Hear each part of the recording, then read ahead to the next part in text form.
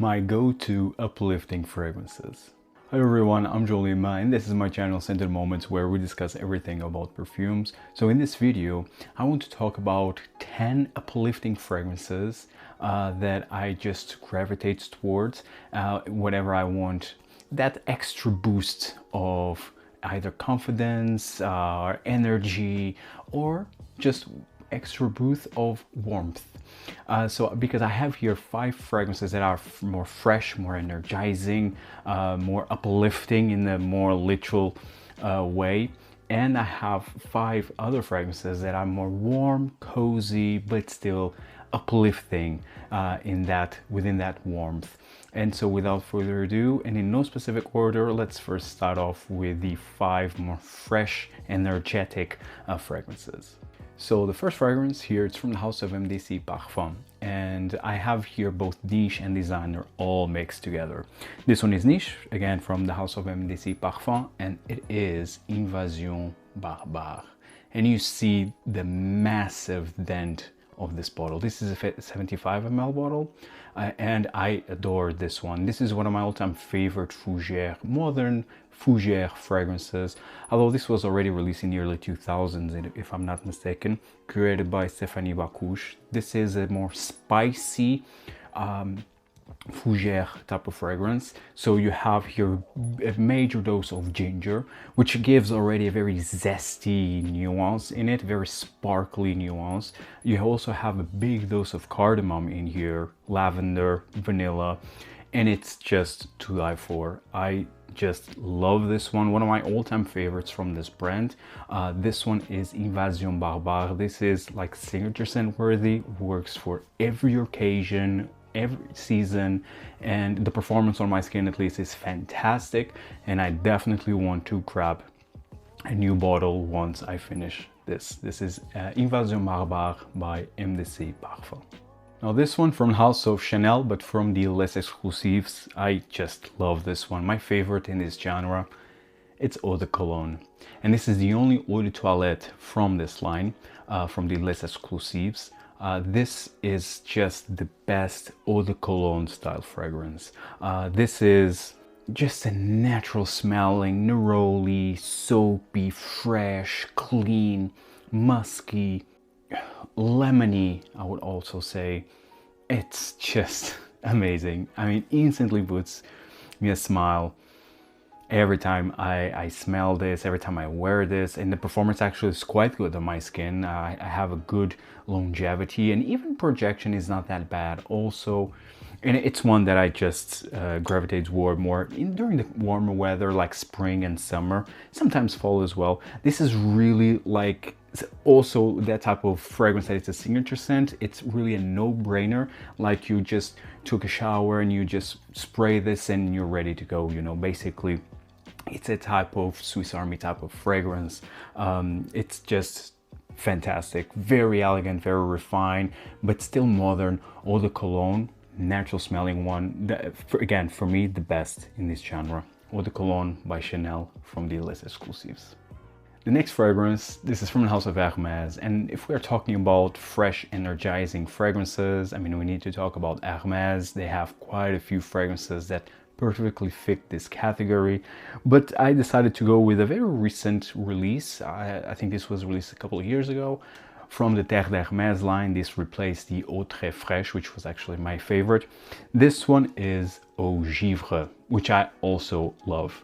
Eau Givrée, it's quite different from the Eau Très Fraîche. I love the frosted effect here in the back of the bottle. And the Eau Givrée is a very cold, like cooling, citrusy, like orangey fragrance. It's amazing. I mean, I love this one. A very natural smelling orange, a cooling, energizing, fresh, natural smelling orange. Love it, love it. I just, seriously, really fits the Terre d'Hermès genre. I think the Eau Très Fraîche was slightly better because it had that sparkling touch. It had that marine but not marine effect into it. I definitely always get like a salty aquatic nature, but not being exactly a typical aquatic salty fragrance, if that makes sense, but with that very sparkly orangey fragrance, like scent. It's amazing. The Eau Très Fraîche is amazing, but this one actually it's also quite good. I think they really, Christine Nigel did a great job with this one. It fits, again, it fits the Terre d'Hermès genre, and I think it's a great fresh take on the original Terre d'Hermès. I adore this one. I really gravitate toward this whenever I want something more orangey but still very energizing. This is the one. It's Eau Givrée, Terre d'Hermès Eau Givrée by Hermès.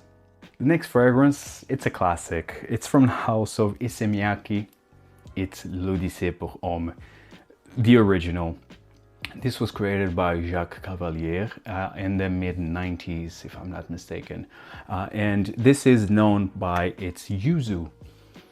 And it's wonderful. I mean, this is a modern version. It's not a vintage. I don't know exactly what's the batch code of this one, but I definitely know that this is quite modern, but for me it works. I mean, the yuzu is here, smells amazing. Not as good as Note de Yuzu by Healy, which for me is the reference, like the most natural smelling, realistic yuzu note that I ever smelled in a perfume. But this one is fantastic. It's still amazing. It's still there. Like, you still get this bitter, effervescent yuzu, fresh yuzu that it's fantastic using here with aquatic nuances. This is fantastic. Love it. I think it's still relevant to this day, despite being released in the mid-90s. I think this is still quite modern to this day. It's still relevant, and I still think it's one of the most unique fresh fragrances out there, still available, and it's also quite affordable. This is a 100 ml, 125 ml eau de toilette. I mean, you have countless of flankers of this one, countless, but I just would go with the original. I think it's still the best version, and it's again, very, very affordable, especially online discounters. So if you are searching for like a affordable, fresh, citrusy, but with a twist fragrance, I think this one is the one. It's l'Odyssée pour Homme by Issey Miyake. And the last fragrance from the fresh side of things, this is from the house of Rubini, a niche, a small niche Italian house that I adore, and I already talked about a lot in this one as well. This is Eau de Cologne. This is a green fragrance for me currently, my favorite green fragrance, with a massive dose of chamomile in here. This is to die for, really. It's floral, it's green, man. It's grassy, it's a bit grassy, but the chamomile here, it's definitely the most prominent note and gives like a floral, warm, cozy, tea-like feel that it's just fantastic. A very natural smelling chamomile in here. Galbanum, of course, grassy, floral. We have all the floral nuances in here. A bit woodsy in the base, but the chamomile is with all the greenness surrounding it. It's really the scent character of Eau de Cologne, and it's just fantastic. Really puts me in a fantastic mood, really. And it's one that I gravitate towards, especially during the spring. This for me is spring in a bottle. Eau de Cologne, and the performance is fantastic. This is eau de parfum, not extrait, but I believe so. But well, it actually doesn't say here in the bottle, but I believe this is an eau de parfum. Nonetheless, this is one of the best, for me, currently my favorite green fragrance out there. It's Eau de Cologne by Rubini. Now let's talk about a different type of uplifting fragrances, more like fragrances that feel like a comforting hug. And these 5 fragrances for me are just incredible in that regard, mostly because I have a very special attachment to these fragrances, starting with this one from the house of Maison Francis Kurkdjian. It is Grand Soir. This is one of my all-time favorite fragrances ever. It's one of my all-time favorite amber fragrances. It was actually, if I'm not mistaken, I think this was my first ever. No, I wanted to say that this was my first ever amber fragrance, but it was not. My first ever amber fragrance was Eau de Cologne, but this was the second amber fragrance that I tried, and very different from Andy Towers' Leather de Cologne. Completely different ambers. Great nonetheless. References in terms of amber for me. This one, Grand Soir, was released in 2017. So it's been around for 8 years already. I mean, it's mind-blowing how time flies. I discovered this in the year this was released in 2017. Oh, man, it's really amazing how time flies. It's scary also. But Grand Soir, and this bottle is either from 2017 or 2018, and still in great shape. Love it to bits. I have great memories attached with this fragrance. My fiance also adores this one. It's one of her all-time favorite perfumes. And this is a very straightforward, simple amber. This is basically like a sweet, vanillic, benzoin, a bit resinous, cozy amber fragrance. Quite linear, but for me that's not an issue whatsoever. And for me, the most prominent note in here, it's actually the benzoin. Benzoin is like a resin that gives like a vanilla smell, but it's like a resinous, a bit resinous and cozy vanilla smell. And of course you have here some labdanum, that it's usually used in amber fragrances to enhance this sticky gooiness, and it's just to die for. This is literally like a cloud, like touching the clouds. I always say this, if clouds would have a smell, it will be like Grand Soir. It's so good. I love it. It's really one of my all-time favorite warm, cozy fragrances. Perfect for date nights. This of course screams date nights, and quite sensual at the same time. But yeah, the performance is fantastic. So it's really one of my all-time favorites. It's Grand Soir by Maison Francis Kurkdjian. The next fragrance, it's also a classic to this channel, and it's a classic in general already, like a modern classic from the house of Tom Ford. Great connection that I have with this fragrance also, which I already talked about in the past. This one is Tobacco Vanille. This is one of my all-time favorite, another fragrance that it's in that category of all-time favorite fragrances. Like, this is part of my Hall of Fame. Actually, that would be a nice topic, like Hall of Fame fragrances during my journey. Let me know in the comments down below if you would be interested to see such a video. But Tobacco Vanille, it's my reference in terms of sweet tobacco fragrances. It actually revolutionized this genre. Actually, it started this genre of sweet tobacco fragrances. And this is a groundbreaking release. This is a masterpiece in my opinion. And despite, to this day, I don't think that this is the best sweet tobacco fragrance currently, but it's the reference. It's still a masterpiece nonetheless. But if you ask me what's currently the best in this genre, I would say that it's from the house of Les Indemodables Vanille Van, which is very different from Tobacco Vanille, to be honest, but it's still like a sweet tobacco, like more like cigar type of perfume. It's out of this world. Natural smelling vanilla used in there, it's just amazing. But this one, so it's a spicy, dried fruit, sweet tobacco vanilla fragrance. Again, still a reference. I have great performance out from this one. I'm fortunate enough to have this. This is like a vintage formulation, which was just by chance. I was not searching specifically for vintage, but well, I was fortunate enough to grab it. And I already have this one for a few years now also. But yes, Tobacco Vanille from Tom Ford will be always one of my all-time favorites in this genre. For me, screams Christmas. This is the reason why I started to appreciate niche fragrances, although this is not a niche fragrance technically. But when I discovered this one, actually I was here in Lithuania. I went to the perfume store called Christiana, and they still have the Tom Fords, and they also have niche brands. Back then they had Tom Ford the private blend of Tom Ford next to the niche brands. So yes, when I tried this one at the first time, for me it was like, wow, can fragrances really smell like this? And after that, well, the rest is history, really. But yes, it all started here, to be fair. It all started with Tobacco Vanille, and then Andy Towers led the Zé Marocain.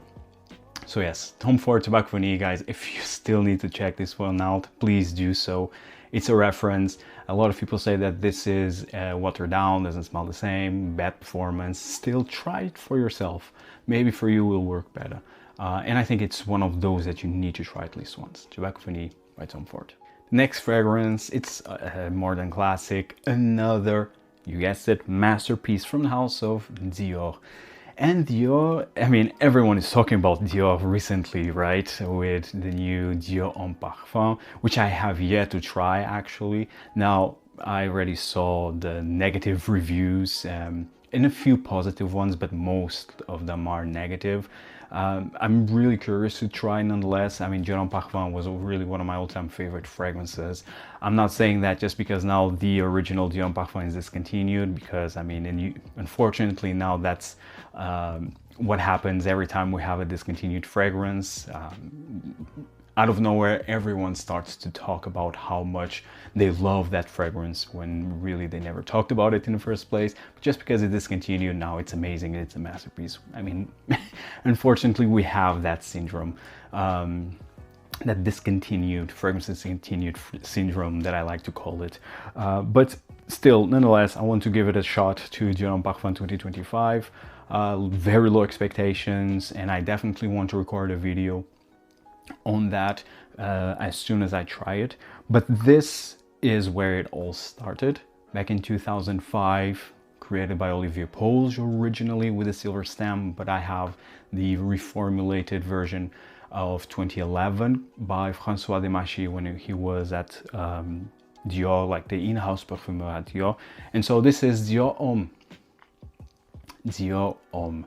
The black stamp, this is a 2011 once again, and it's incredibly low, the level of the liquid.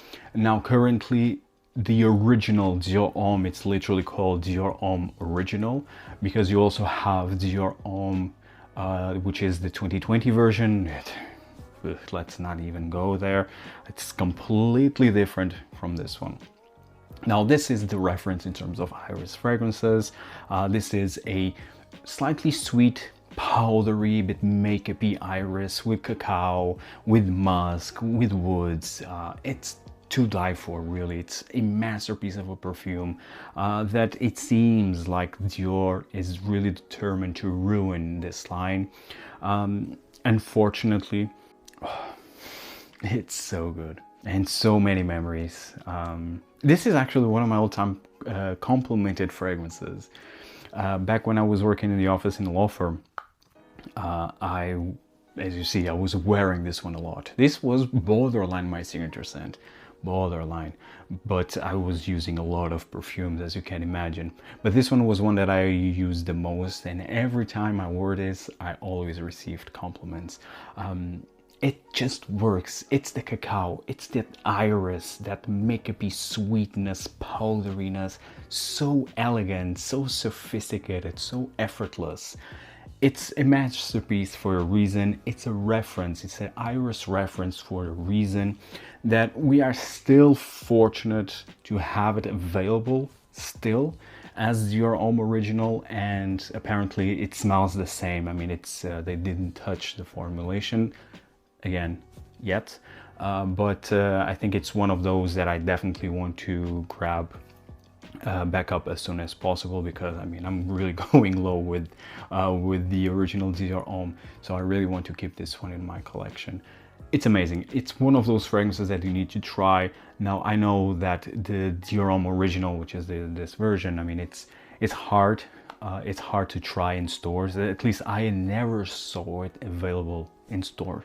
Never.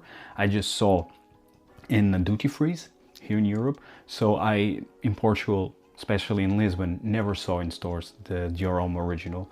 And even here in Vilnius, never saw the Dior Homme Original available in stores. I just see the Dior Homme 2020, which is again a very different fragrance.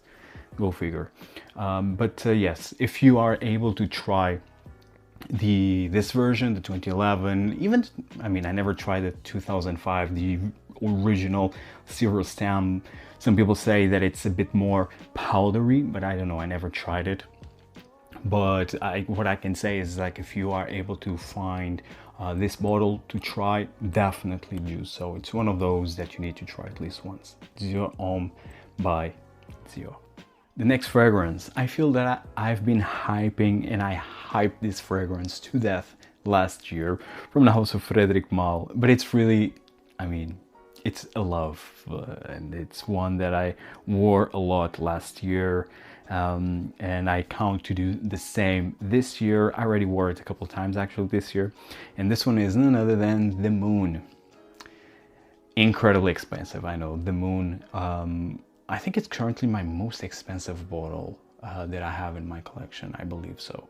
But I need really to double check that, but I think it is. Actually, that's another video that it would be nice to talk about. Let me know if in the comments down below if you would like me to upload a video about my most expensive fragrances, and in the end say if they are worth it or not.